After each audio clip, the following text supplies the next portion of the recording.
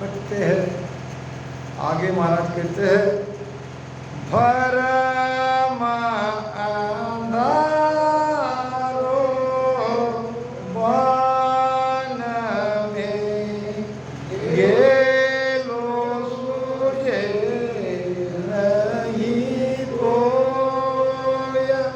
भरम अंधारो वन में गेलो सूझे नहीं कोय।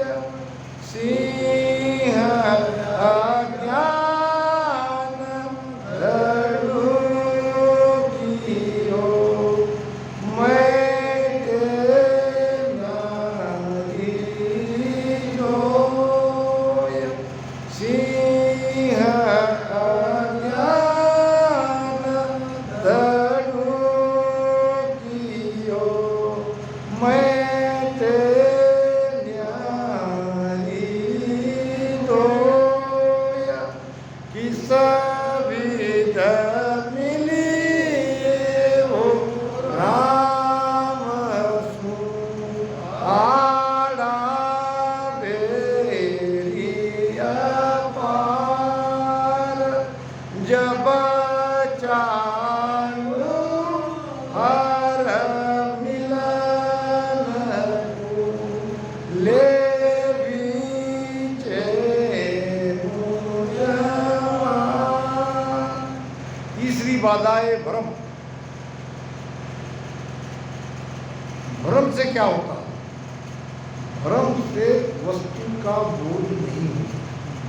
भ्रम आने के कारण वस्तु के बारे में हम सही तरह से जांच नहीं कर सकते, निर्णय नहीं कर सकते। जैसे रात में हमारे पास लाइट नहीं है और हम अंधेरे में जा रहे हैं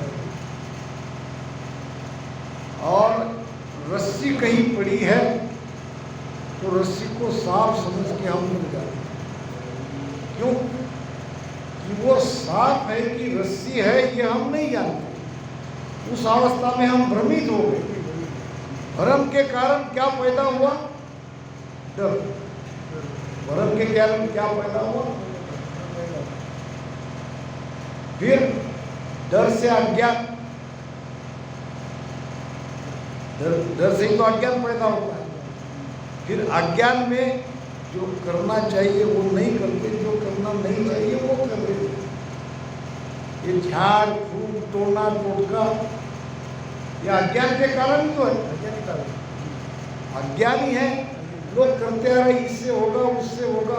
अब दुकान में जाते हैं नींबू को मिर्ची बांध के रखते, देखते हैं ये टोना टोटका सब भ्रम ही तो है।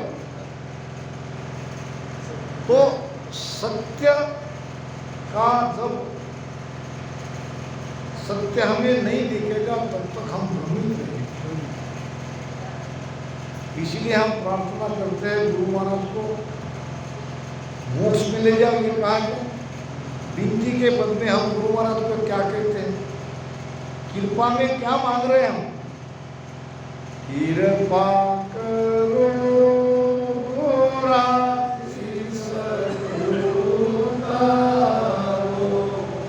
दया करो दाता शीस को भरम करम मन ममता मारो। भरम करम मन ममता मारो।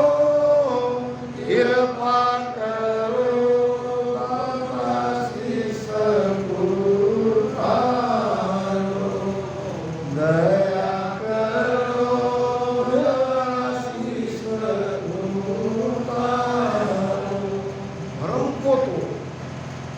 भ्रम को हटाओ।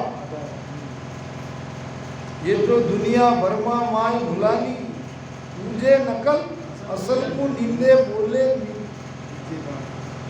मैं ते बानी मिथ्या बानी। सरप मान पूजने जावे मुझे लोग उगाई और सच्चा नाम जब निकल पड़ा तो ले लाती धमकाई दुनिया भर में नहीं बदल। नाग की तो पूजा करते हैं,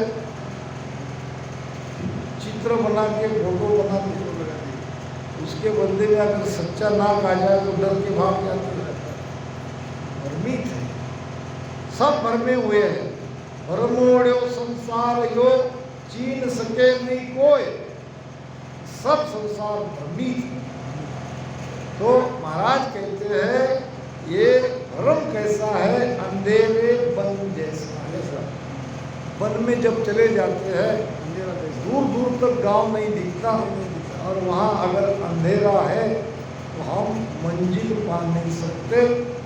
भ्रम को ज्ञान ही दूर कर सकता है।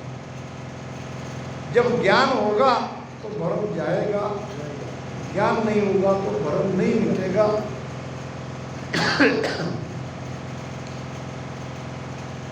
गेलो सूझे नहीं कोई, सच्चा रास्ता भ्रम के कारण नहीं दिखता। सिंह अज्ञान धड़ू कियो, अज्ञान रूपी सिंह बार बार भीतर में गर्जना कर रहा है। ये अज्ञान ही तो है जो हमें सत्य तक नहीं जाने दे रहा है। सत्य में बाधा लाता है अज्ञान। यानी ज्ञान तो है मगर वो ज्ञान नहीं है, बहकाने वाला ज्ञान ज्यादा है, सुलझाने वाला ज्ञान नहीं है। ये पढ़ो वो पढ़ो वो पढ़ो, इसमें ये लिखा उसमें वो लिखा उसमें वो लिखा, ज्ञान पढ़ पढ़ के तो भ्रम पड़ेगा। इसीलिए दरिया साहब कहते हैं रंजी शास्त्र ज्ञान की अंग रही लपटाए, दरिया एको शब्द से दीनी तुरंत उड़ाए। ये शास्त्रों की धूल सारे शरीर में लिपटी हुई है, और ये ज्ञान पे पढ़ के हम भ्रमित हो गए हैं। एक शब्द से ही ये सारा भ्रम दूर होता है। सिंह ज्ञान धड़ू कियो और मैं ते न्यारी दो, न्यारी कहते सिंह, तेरा मेरा, ये मेरा तेरा यही तो सिंहनी है, जिसके कारण हम दुखी है। दूर मत दासी बोरवे मुझको आय, दूर मत दासी बोरवे नित पत मुझको आय, दिग पीछ दामुदायली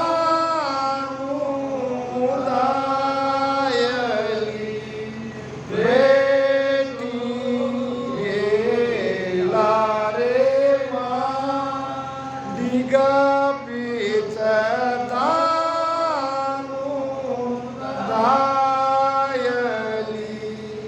बेटी गेला रे माया, किस विध मिलिए ओ राम सु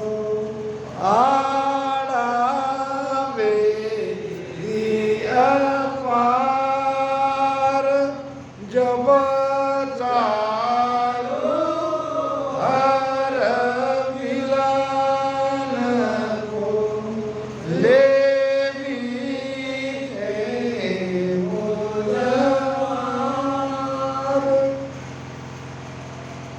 दुर्मत, दुर्मति, कुमति, दूसरे के बारे में अच्छी सोच नहीं रखते।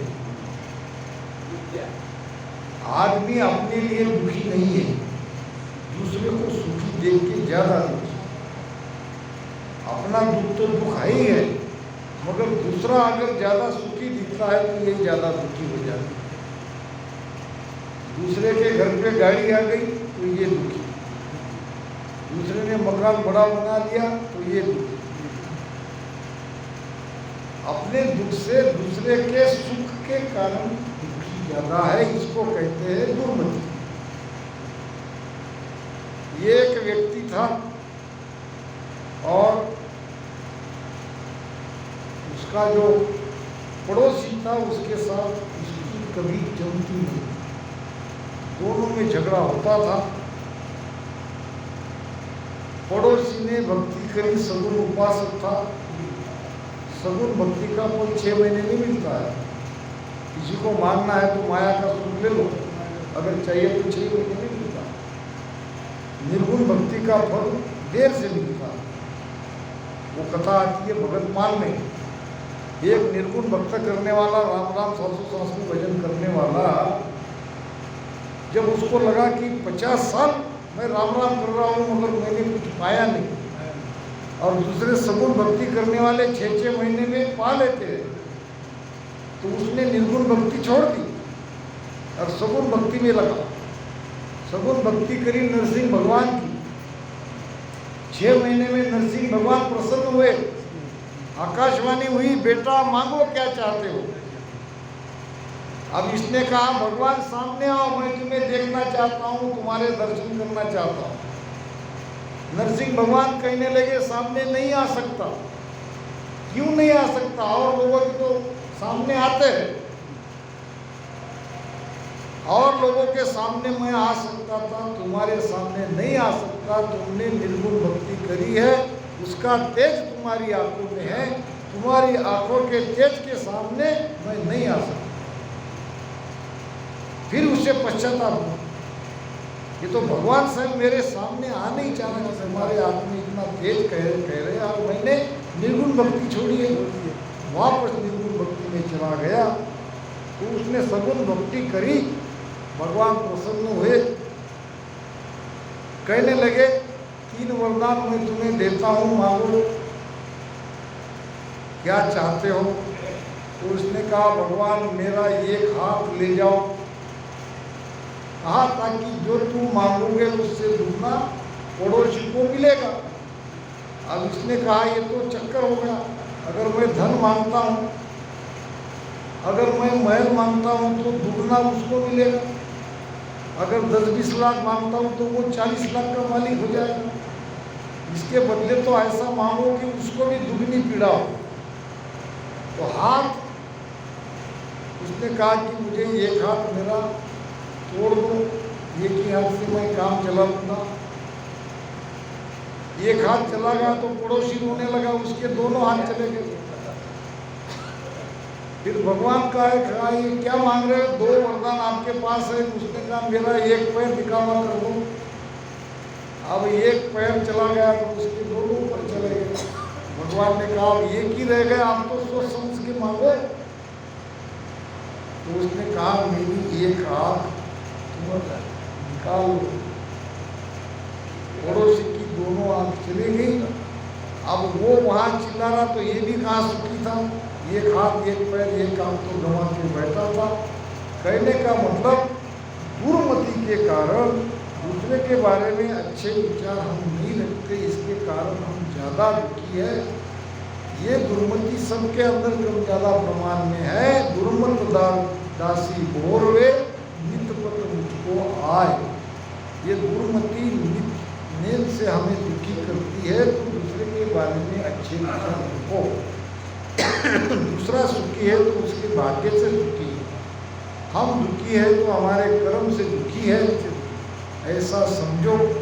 दिग्पिच दानू दहाली, दहाली कहते हैं राक्षसी। ये दिग्पिच रूपी राक्षसी बीच रास्ते में बैठी है। दिग्पिच यानी जाना कि नहीं जाना, करना कि नहीं करना, भजन करना कि नहीं करना, सत्संग में जाना कि नहीं जाना। ये दिग्पिच आगे पीछे करते हैं, ये बड़ी लाभदायक है।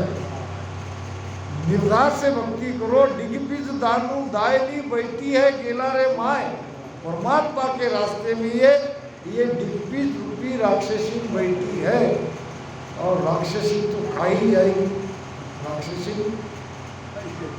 खाने वाली है। शेष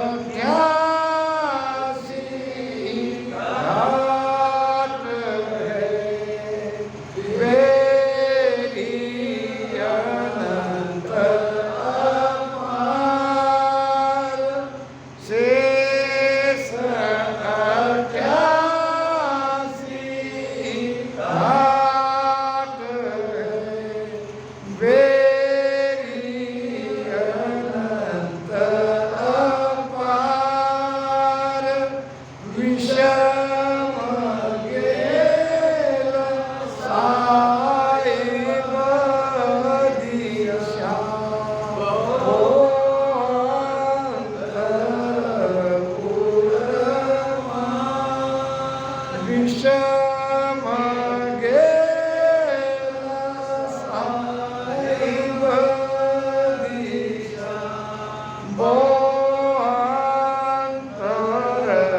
ઉરમાર કિસ વિદા મિલિએ ઓ રામ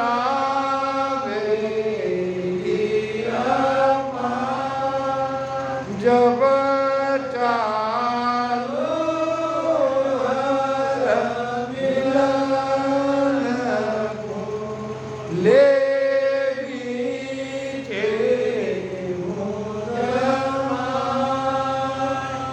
शेष 88। अब ये शेष 88 क्या है? 88,000 शेष क्या 1000? 88,000 क्या है? ये 88,000 ऋषि के मत है।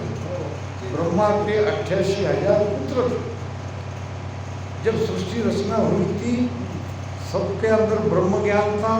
भजन करके सब ब्रह्म में जाके मिल जाते थे। तब ब्रह्मा जी ने वेद बनाया और शिव जी ने योग बनाया और भगवान विष्णु ने ये नवद्या भक्ति बनाई। तो ब्रह्मा जी के 88,000 ने 88,000 मत पैदा यानी भ्रमित हो कराने के लिए। इसको पढ़े तो ये रास्ता बताता है, उसको पढ़े तो वो। अब 4 वेद में 4 तरह की मत है। एक वेद कहता है ईश्वर सगुण साकार है, दूसरा वेद कहता है ईश्वर निर्गुण निराकार है, तीसरा वेद कहता है परमात्मा एक है, चौथा वेद कहता है परमात्मा सर्वव्यापक है। 6 शास्त्र के 6 मत है, 18 पुराणों के 18 मत है, 108 उपनिषद है उसके अलग मत है, गीता जी अलग कहती है। ऐसे सब भ्रम में डालने के लिए ये शास्त्र बनाए। ये घाट है। हम ज़्यादा पढ़े लिखे नहीं हैं, हम ज़्यादा बुद्धि पुराने में उलझे नहीं है, ये बहुत अच्छी बात है। अगर ज़्यादा पढ़ लेते तो द्वंद्व होता, वो सच की ये सच, इसका माने कि उसका माने। ये बहुत अच्छी बात है कि हमको एक ही ज्ञान है और उसी की धारा पे हम चलते हैं। ये बहुत अच्छी बात है, यानी भ्रम हमारे अंदर नहीं है।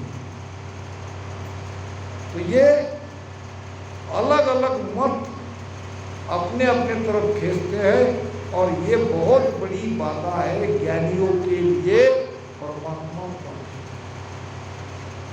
महाराज क्या कहते हैं? पोथी पाठ वेद सब गीता अनभेरा पट खोलो राम। पोथी पाठ वेद सब गीता अनभेरा पट खोलो। द्वादश मंत्र गायत्री मेरे द्वादश मंत्र गायत्री मेरे सत शब्द मुख बोलू राजा ऐसा वेद हमारा वेदी जगे भली विद जाने। वेदी जगे भली विद जाने कर मिल के अनसार।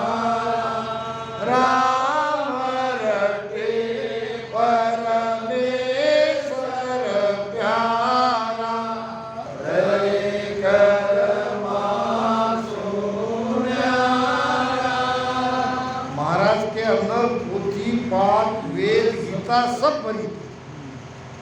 क्या कह रहे राजा को महाराज? जब राजा ने पूछा था तुम्हारे पास कोई पोथी नहीं, तुम्हारे पास कोई ग्रंथ नहीं, वाणी नहीं, जबकि साधु के पास ये सब चीजें चाहिए। तो राजा को महाराज ने कहा था कि मेरे पास सब है, मगर ये भेदी को दिखेगी, तुमको नहीं दिख सकती। तो कहाँ है? पोथी पाठ वेद सब गीता अनबेरा पट। जब मैं मेरे अनुभव की वाणी कहूँगा तो इसमें सारी पोथी आ जाएगी, वेद आ जाएंगे, गीता आ जाएंगे, सारा ज्ञान मेरे अनुभव में आ जाएगा। सभी आ गया, सब आ जाएंगे। एक सदे सब सदे, सब सदे सब जाए। दादू पीछे क्या रहा, जिन पकड़िया निज मूल, सब आया उस एक में डाल मान। तो ये एक ही राम नाम में सब आ जाता है। अनभेरा पट खोलू, पट कहते दरवाजा। अगर मैं मेरा अनुभव कहने लगूँ तो इसमें सारे शास्त्र आ जाएंगे, वेद आ जाएंगे, पुराण आ जाएंगे। फिर कहने लगे तुम्हारा मंत्र कौन सा है? मंत्र में तो सच्चा ऊंचा मंत्र है गायत्री। महाराज कहते हैं कि 12 मंत्र गायत्री मेरे सत्सबद मुख बोलू। यानी मैं सत्सबद का ध्यान कर रहा हूँ। गायत्री मंत्र यानी क्या? 12 मंत्र किसको कहा है? 12 अक्षर का मंत्र। 12 कमलों का छेदन मैंने किया है, ये 12 मंत्र है मेरे। यही मेरे गायत्री मंत्र है, जो सत्सबद से आधार से मैं ध्यान करता हूँ, और सत्सबद के आधार से मैंने भीतर के 12 कमलों को छेदन किया है। कबीर साहब के पास एक दक्षिण के कोई पंडित विद्वान ज्ञानी आए। वैसे कबीर साहब के पास नहीं आए, वो आए काशी में, काशी नगरी यानी पंडितों के लिए, इन लोग के ज्ञानियों के लिए वहाँ ज्ञान ही ज्ञान है। ऐसी अपार अद्भुत नगरी आदि अनादि से है। तो दक्षिण का कोई ब्राह्मण विद्वान काशी के पंडितों से शस्त्रार्थ करने के लिए आए। अब सारे भारतवर्ष में उस दक्षिणपंथी पंडित की महिमा होती थी। ब्राह्मणों ने मीटिंग करी, हम तो एक एक विषय के ज्ञाता है, वो सब विषयों के ज्ञाता है, हमको तो ऐसे भी हरा देगा। सब जाके भगवान शिव जी के मंदिर में, जो काशी में है, काशी विश्वनाथ का मंदिर, काशी विश्वनाथ के मंदिर में सारे पंडित जमा होकर भगवान शिव जी को प्रार्थना करने लगे कि हे भगवान, अब ये काशी नगरी की लाज आप बचाओ। ये विद्वानों की नगरी कही जाती है, और वो दक्षिण के पंडित आया है और वो शस्त्रार्थ करना चाहता है। ना भी कहे तो हार गए, और शस्त्रार्थ में तो हम टिक नहीं पाते, कुछ उपाय बताओ।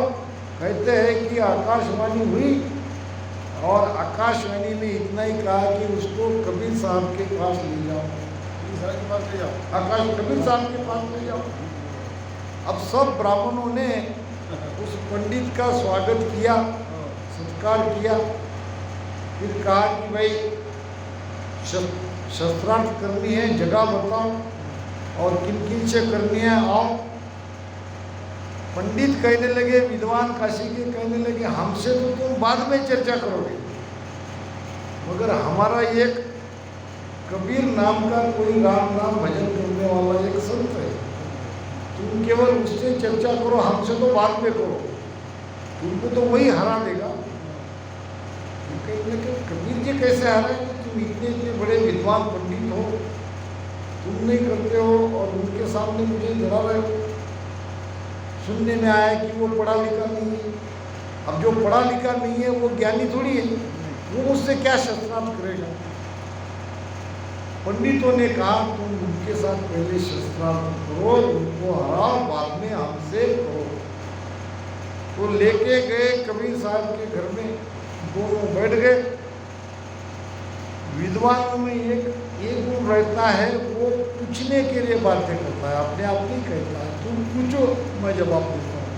कबीर साहब कहने लगे मुझे तो पूछना भी नहीं आता। पूछने के लिए भी तो ज्ञान चाहिए, पूछने लेके ज्ञान नहीं चाहिए। मैं पूछूं क्या, ये भी तो मुझे नहीं समझ में आता, तुम ही कुछ कहो। अब वो दक्षिणात्य विद्वान कहने लगे मैं क्या कहूँ, तुम कुछ सवाल करोगे तो मैं उसका जवाब दूँ। सवाल जवाब से हमारा शास्त्रार्थ होगा, फिर इसमें जो जीतेगा वो विजयी। तो कबीर साहब कहने लगे अब तुम ही कुछ कहो, मैं क्या पूछूं, मुझे पूछना भी नहीं आता। जब बहुत बार कहा तो कबीर ने एक ही शब्द कहा जिसका उत्तर उस पंडित को आया नहीं। क्या शब्द पूछा, क्या प्रश्न था कबीर का? कबीर ने एक ही कहा, पढ़ी समझे या समझी पढ़े, तुम इतने पढ़े लिखे विद्वान ज्ञानी हो, पहले समझा कि पढ़ा? पहले पढ़ा कि पहले समझा? पढ़कर तुम समझे कि समझकर पढ़े? प्रश्न क्या था? अब ये पानी जी है, इसको पढ़कर समझा जाता है कि समझकर पढ़ा जाता है? अब उसको लगा प्रश्न तो बड़ा विचार करने योग्य। अब समझकर पढ़ा तो पहले क्या समझा, पढ़कर समझा तो क्या पढ़कर समझा, अब इसको क्या कहूं?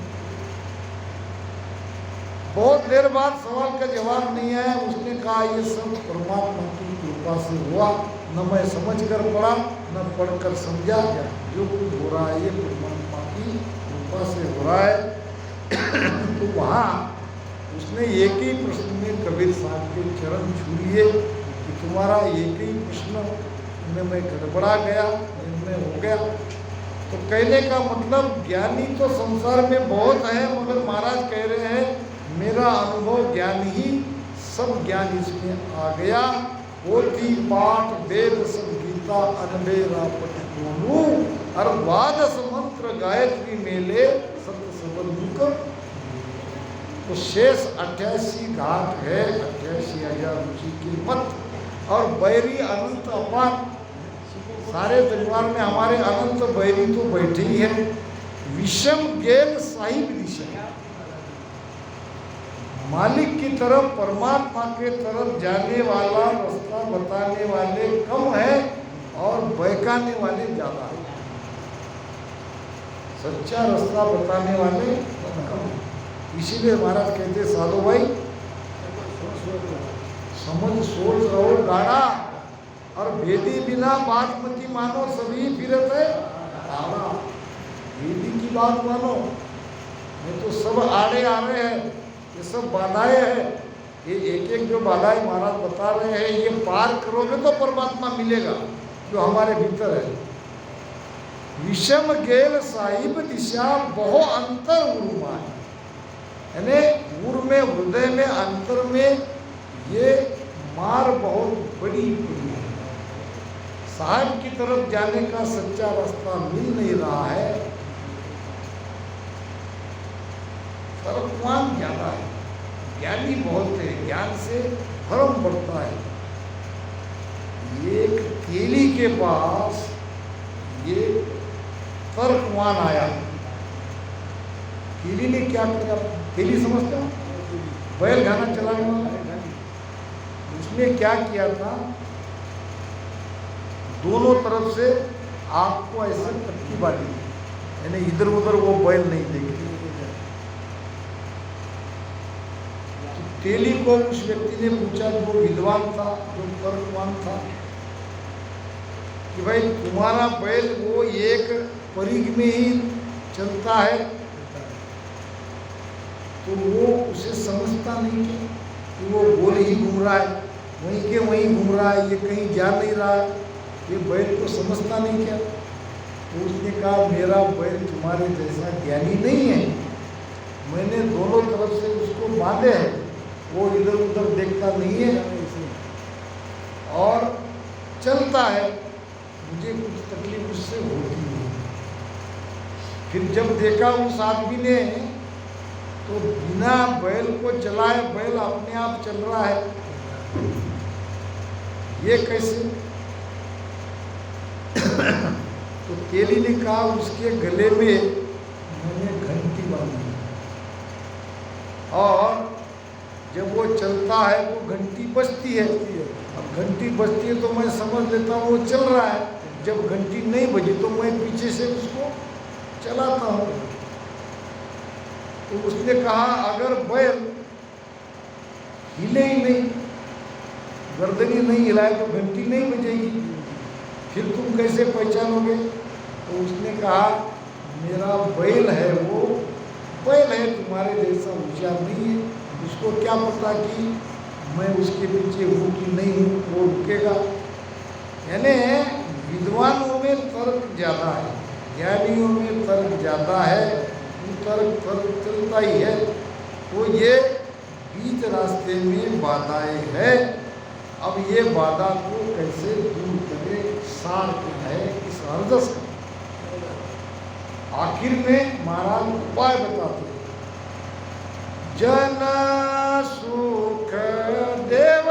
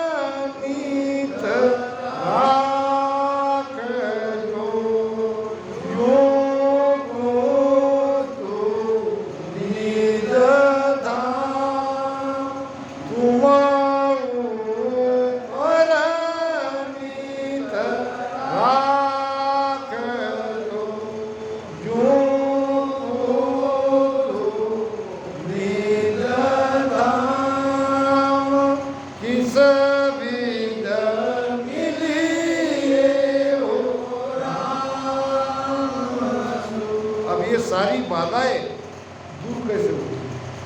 ये हमसे दूर होती नहीं। दूर करने का प्रयास भी करेंगे तो एक को करोगे तो दूसरी आ जाएगी, दूसरी को करोगे तो तीसरी खड़ी हो जाएगी।